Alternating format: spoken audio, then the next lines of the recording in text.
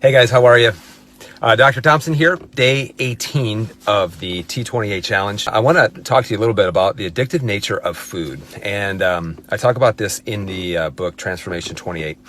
There's a lot of research out there that actually says that sugars and grains are addictive, that it produces a chemical response in the brain similar to consuming nicotine, cocaine, heroin, alcohol, whatever drug that it might be. There's a lot of people out there that are like, I don't drink, I don't smoke, I don't do pot. But one of the things they do is they eat a lot of sugar. So I always ask people, I'm like, hey, good for you, but hey, sugar actually is your drug of choice. A lot of people have this physiological and an emotional addiction to bad food because it tastes so good, it produces such a pleasurable response. And so, we fall in love with eating bad food. And I remember this was several years ago.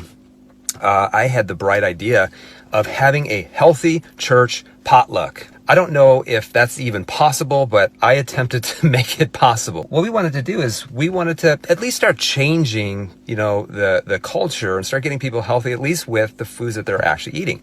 So I created a list of some of the top church potluck foods, and I substitute all healthy ingredients with it. And then we passed the recipes out to all the people that were coming to the potluck after church service.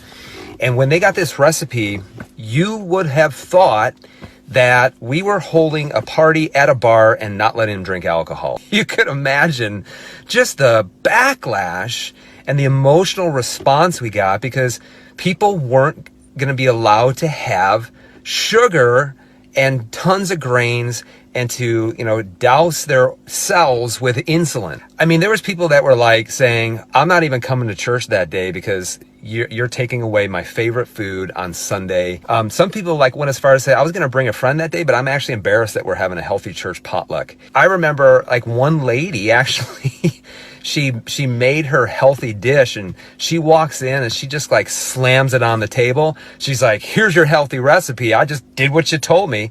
Probably going to taste like garbage. There was a lot of people that didn't even show up because they just assumed that healthy food was going to taste like twigs and dirt. So that's probably what they thought. The people that did show up, they actually were eating this food and they couldn't believe how good substituting ingredients and actually how good things actually tasted. For example, instead of mashed potatoes, we had mashed cauliflower. Instead of lasagna, we had an alternative lasagna with spaghetti squash instead. All the things that we had were actually great, healthy, and they tasted great. And the reaction that I got afterwards actually made me feel a lot better. So people came up and said, I am so sorry. I thought this was going to be an absolute dud, but actually eating, healthy actually tasted really good. And that's the stigma that people have is that when you eat healthy, it's all about deprivation, but there's always healthy alternatives to everything. But I got to thinking I thought, if people have such an emotional response